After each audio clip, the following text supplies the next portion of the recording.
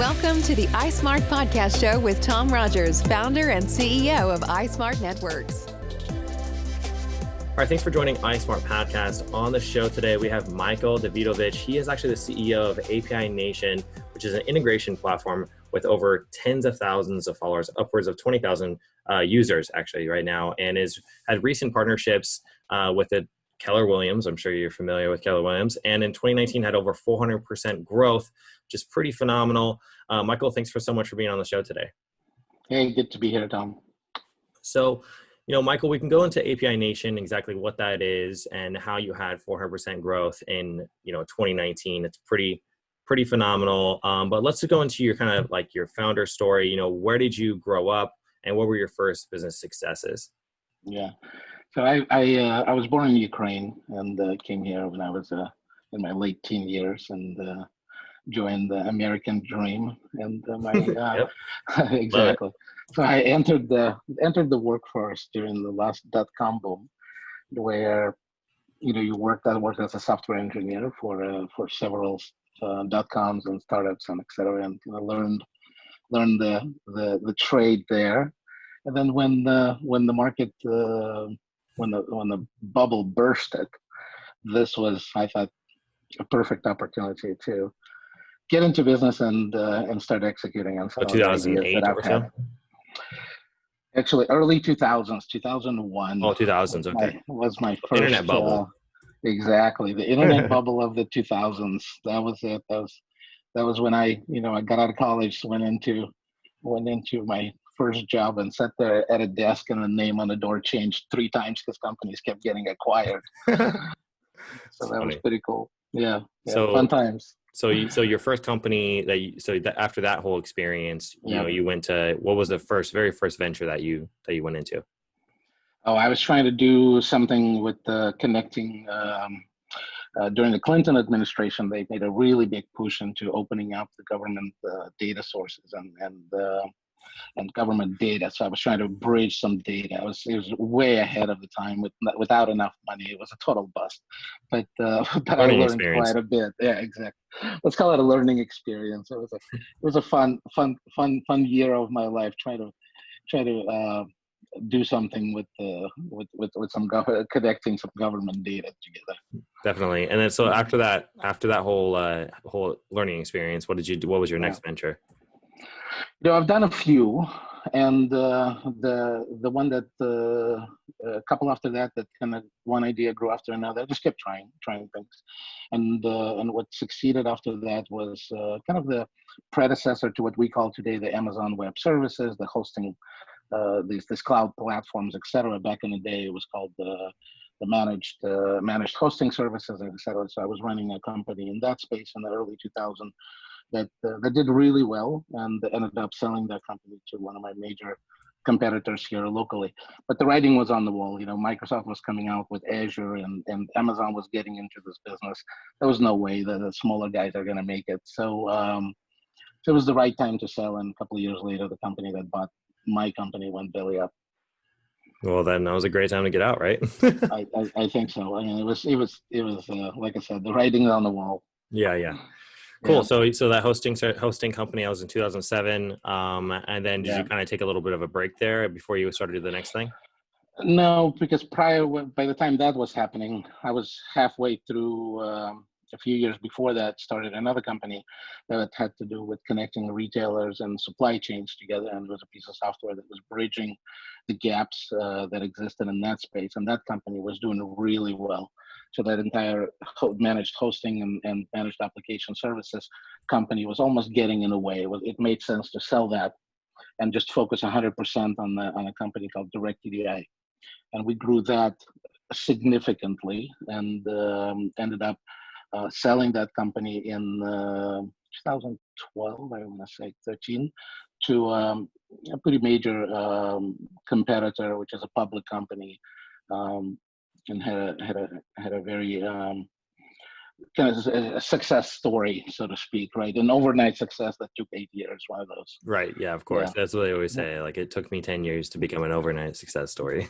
Yeah, You took it exactly. 8, so you're an overachiever. Good job, Michael. There we go. Thanks, Tom. So you had an exit in 2012. Yeah, Right. So that was a solid exit, and yeah. then That was a second exit second that I exit. had. Very cool. Mhm. So then did you just kind of like slow down after that? Did you reinvest that money into something else? I worked for the folks that bought me for a few years. They were an amazing company, and I had lots of ideas that we were able to execute there.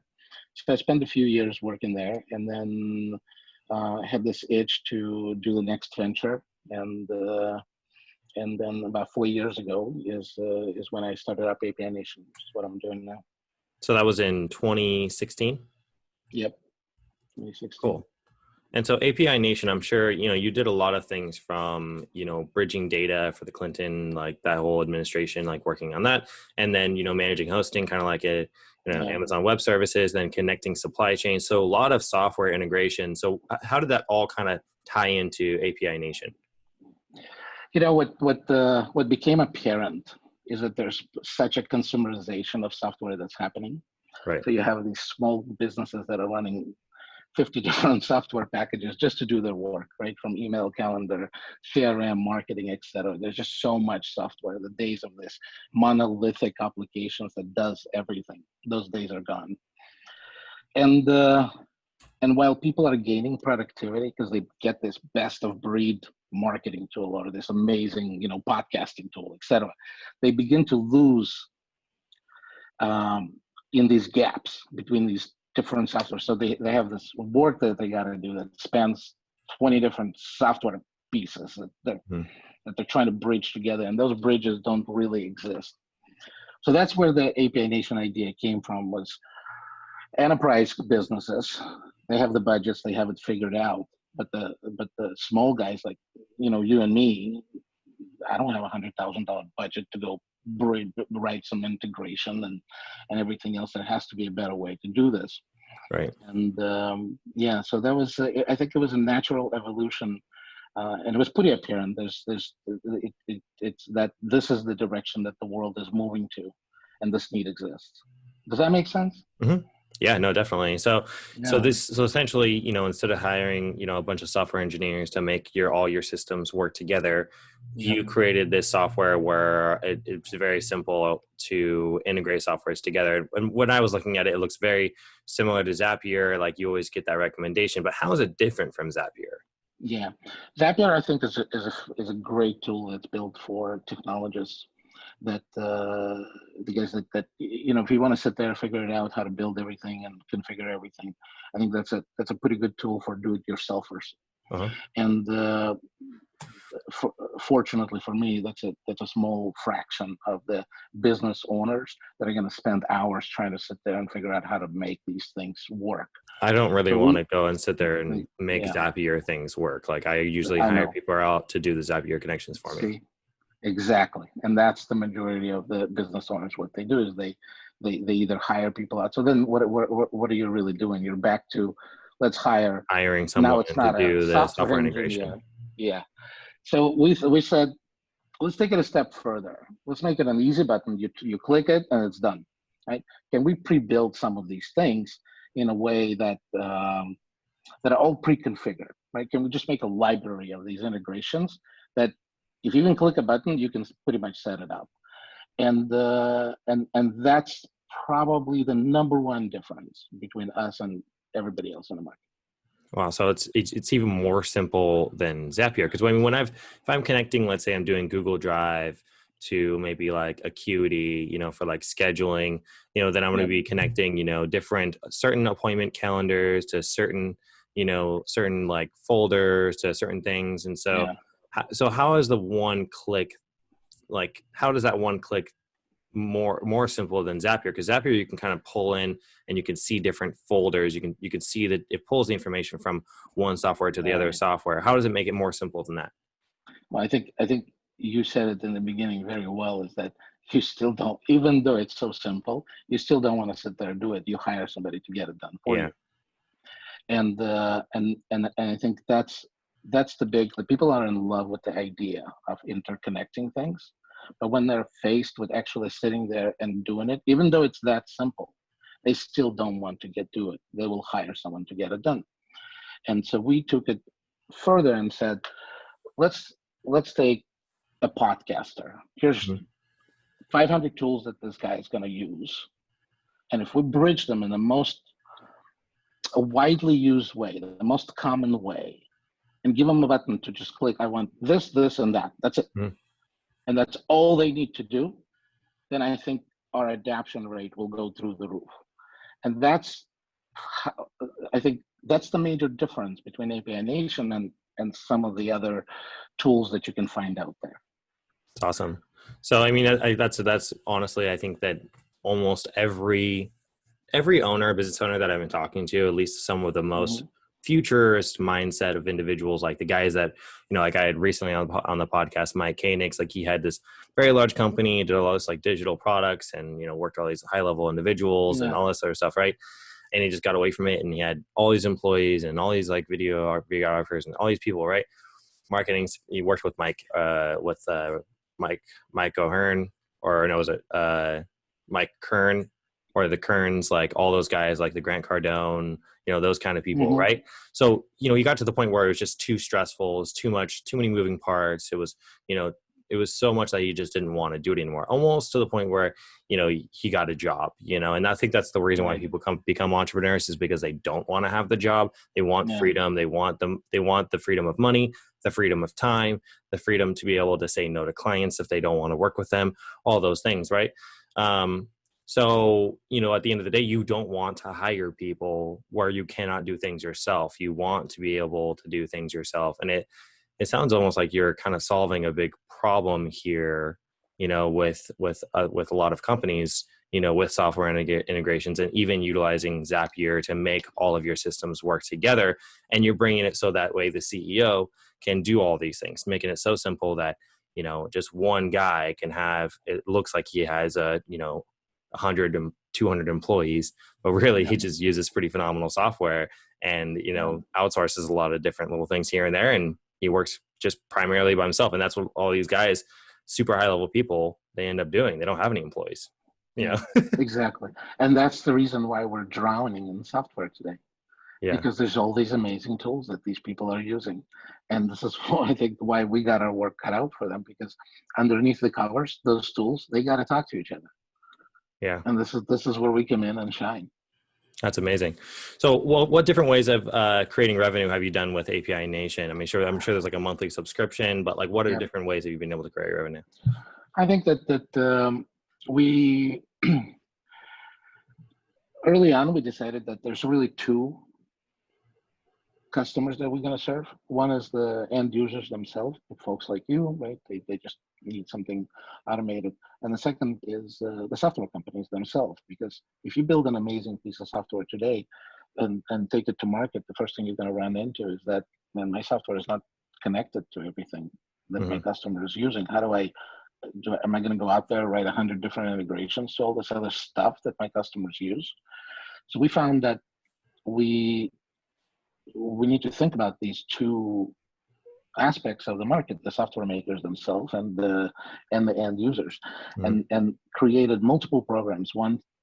Several programs for the end users, right, for the customers that are actually doing it, and several programs for the software providers that are building these amazing, phenomenal tools and applications and needed to talk to other phenomenal tools and applications. And that set up these several revenue streams for API Nation that are coming in from just different, it's the same kind of integration platform, but the revenue streams are coming in from multiple sources. You have the makers, the integrators, the end users, and the associations and so forth. And each one has a program that we follow that creates that revenue stream. So you're not paying the developers are actually paying you? The software makers are paying you to have their software hosted on your platform, So that You way have you their can software connected connect it to on your other platform. systems. Yeah, connect it on your platform. So that way the users Yeah, can use it. That's really cool. That's amazing. yeah, yeah. So that's essentially that's two. So one from the actual, companies like Hmm. Google, like, Yeah, all these other different companies, right? And yeah. then one from the users actually doing it. How does it work as far as like those pieces go? I mean, I'm sure these companies aren't going to pay you a ton of money every month to be able to connect, is it? Or is Google paying $1 million a month, Well, I'm going to be honest with you. Google hasn't sent us any checks yet. I'm still waiting for that to happen. Okay. Well, Right, that's but how they stay rich, right? yeah, yeah, exactly. But some of the other ones, some of the other companies, if you look at our system, you'll see lots of things that say sponsored, right? So the end, it's free to the end user. They just go ahead and use it, and that just means that somebody else is picking up the tab on that. Super cool. And that somebody else could be either one of the software packages that we're bridging together, or um, and like I said, there's several models that at work there. Is this similar to like Zapier, where you're paying per connection essentially from the Yeah. two, like that? Because I think I have a Zapier account. I'd be like $19 a month, and then I get like 20 zaps. Is it similar to that? We simplified that model. It's similar but simpler, because we just charge 1 month flat monthly fee for the connection, And it's like and off you unlimited go. It doesn't connections. just unlimited. Just go for it. Yeah. That's great. Because because frankly, that was one of the big feedbacks that we were getting, is that people can't figure out how much their bill is actually going to be, right? They Yeah, don't it know how gets a little many frustrating, right? Like, zaps they're going to have. I Yeah, feel like you're I'm like kind of nickel and dime. Like if I have 21 exactly. connections, I'm like upgraded from 19 to now I'm paying 40 because I have Yeah, one more connection. That kind right. of got me a little jaded about Zapier. I was like the way Yeah, that their structure was. yeah. So that's super And then cool. you pay every time it runs. Also, there's a meter for that. So we said, look, this is just too much, right? I can't figure it out. I can't imagine a small business owner being able to figure it out. How do we make it simple? Is there a way that we can just flat it, right? Just have a flat I fixed mean, why would price. it cost more Off we money go. to make more connections or more? It's like, what are you using more internet? Like we're paying for Yeah, more internet. I don't know. Yeah, exactly. It doesn't make Exactly. sense to me. I never really understood that. Yeah. I feel like it was just the way they were Yeah. monetizing it. So going back into like the 400% growth, you learned a lot from those other three companies and those different exits. Yeah. So did you just prepare properly before? Did you get an email list of tens of thousands of people that were interested in API Nation before you launched? How did you have that 400% growth over a 1 year period? So what we did is, first of all, even before the product was built, right? The first 10 customers that purchased the product, they saw it as a PowerPoint presentation. But this is what it's going to do. This is how it's going to work. We're going to build this prototype. It'll be launched in 3 months. Would you like to buy it? If yes, I'll take your credit card number now. You're going to start being billed on this day for this product. And I had about 10 people committed. My first initial kind of beta users, but I've spoken to hundreds of people as I was building it. Then the next step was to actually develop this product market fit, is to go from these 10 people to, let's say, I think about 1,000 customers on a platform that are using the system, etc. And then identifying what are the common trends between them, what makes our product a must-have for them, for these customers, what their demographics look like. And then once that became, and what are the activities that we need to do in order to that are driving our growth. And we developed during the first 2 years of the business this kind of playbook. This is how you do things. Mm-hmm. And then at the end of 2018, just focused and said, okay, in 2019, we're going to execute this playbook. We're not going to do anything else. We're going to service one industry, one type of customer. We're just going to do this one thing we already figured out, and we're going to do it really well.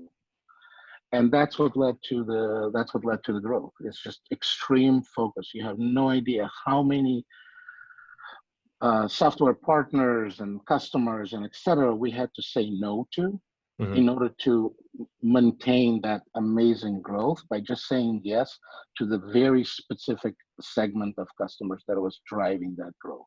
So you took 10 customers essentially, and then you built your demographic of your ideal customer through 10? By the time we were building the ideal demographic and had our playbook figured out, we had about 1,000 users on our platform. Okay, about 1,000. Okay. First at 10, then that 10 kind of showed the 100, and the 100 kind of shown the 1,000, and then you built the playbook would mean that like marketing campaign, advertising, target audience, all those things. All of those things. It's in our world, it's a 6-page bullet list document of how you execute. And I think the discipline of that execution and the high focus is what I would recommend to every entrepreneur out there. Is if once you have figured it out, and you're going after, and you're at the stage where you need that early majority, where you want to take and grab this particular segment or one kind of industry that you want to dominate, just execute. Just figure out your playbook and run it. What would be like what would maybe say those like top 3 things that you're trying to identify within those 1,000 clients, like as like a commonality between all of them? What would be like the top 3, you think? So I think the number one is you figure out why they cannot live without your product. Okay. Right?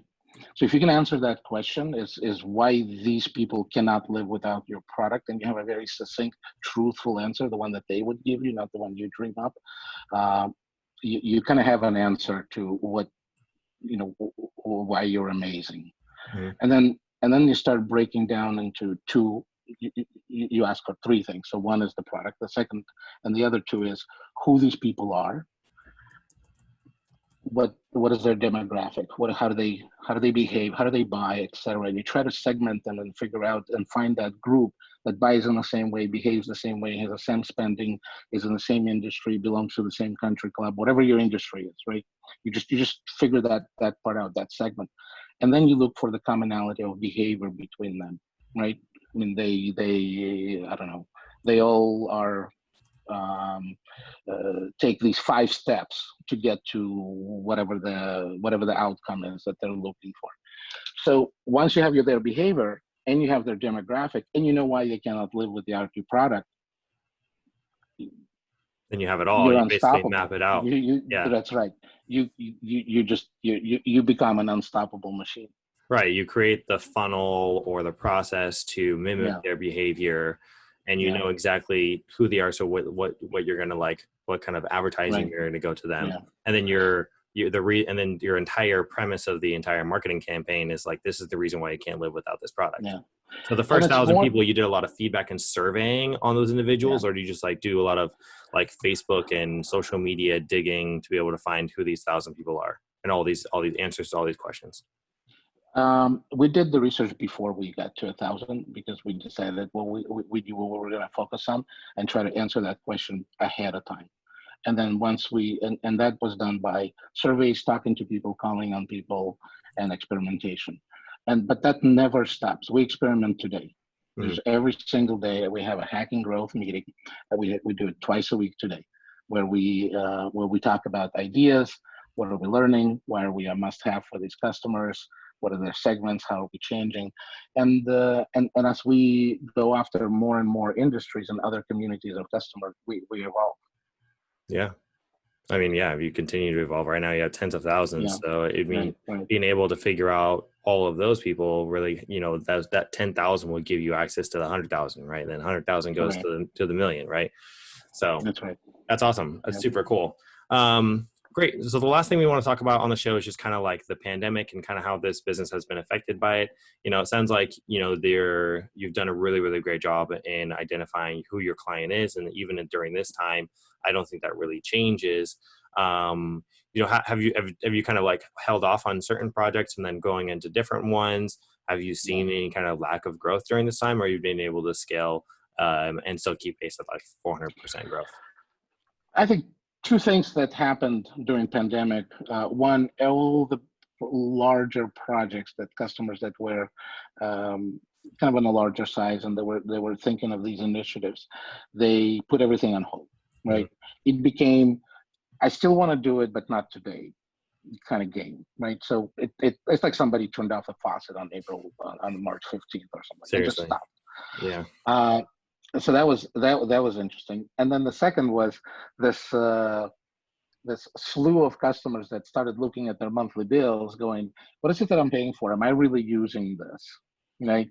And I think everyone I've talked to who's in this subscription type of business went through this wave of cancellations at the Yeah, end so of did March, I. I did the beginning of same thing. April. They're like, well, we just don't use as Yeah, much, or exactly. yeah. So those two things happened. So that um, and that was actually amazing. But because what we ended up doing is, first, the projects that went on hold, we turned them into, let's prep for the next year, instead of, let's not do your project today, but instead, here's the plan of what we should be doing and you should be doing to be prepping for this project for next year. So this way, we're keeping the customers engaged. And as far as the customers who are canceling because they're not using the service, etc., we went towards, so that's great that you identified that you no longer need this, but you're not going out of business. So what is it that you need Yeah. if this is no longer needed? And then we were able to take that learning and turn it around and continue our growth, right? So this is, this is why I say that it's just experimentation doesn't stop. You learn new things all the time. Right. I mean, you were growing businesses during the whole 2007 phase. You Yeah, went through the 2008 kind of yeah, crash, right? So, yeah. I think the entrepreneurs that survived that whole time, they understand, oh, okay, like this happened in 2008, like it's 2020. I remember that whole time. Hmm. I'm just Yeah. going to change what I'm doing. And just pivot. That's kind of like that, the Hmm. 2020 word of the year, right? So, yeah, that sounds super cool. So the things that you're focusing on right now, are they slightly different than in 2019? Is there anything you want to talk about in like different projects that maybe our listeners will be interested in hearing? Projects. I think Different it's more directions about with API approaches. Nation. Yeah, I Yeah. think it's more about approaches for your listeners. I would say that if there was ever a time to focus, it's now. Mhm. Where before you could get away with doing maybe half of what you're really good at and half of what you not so good at, but you kind of take it because the money's there, and you're keeping yourself and your team busy. And what I'm finding now is that the less of that other stuff we do, the more successful we are, by just really honing into the customer need.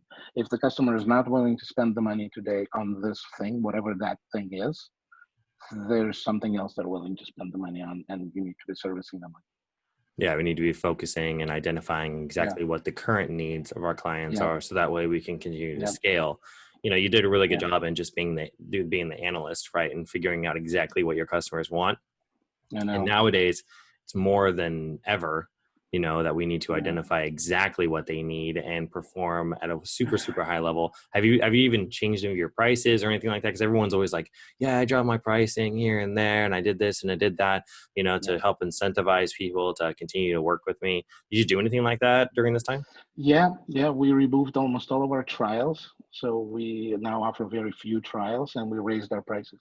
Oh, interesting. Okay, so it's kind of Yeah, like the opposite of like yeah. adding more free things. You just kind of like hammered down on the few clients that were Yeah, using you and the that most. and that removed the folks that were not serious, right? They Right. don't really need it. They're just kind of going, I don't know. But in reality, they'll be better served of not having it, and we'll be better served of not having those customers. Yeah, because they keep that. Instead, It makes we're 100%. better off helping. Yeah, You don't want to continue to host people that aren't really raving fans, right? And then you're right. building your Yeah, analytics and your demographic off of people that yeah, really just don't care about your right. product or service, right? So it's just a waste of time. Yeah, That's really cool. yeah. Going into 2020, is there anything that you're kind of looking for as far as like individuals or software or integrations? We have listeners that have amazing connections. So is there any direction that you're going?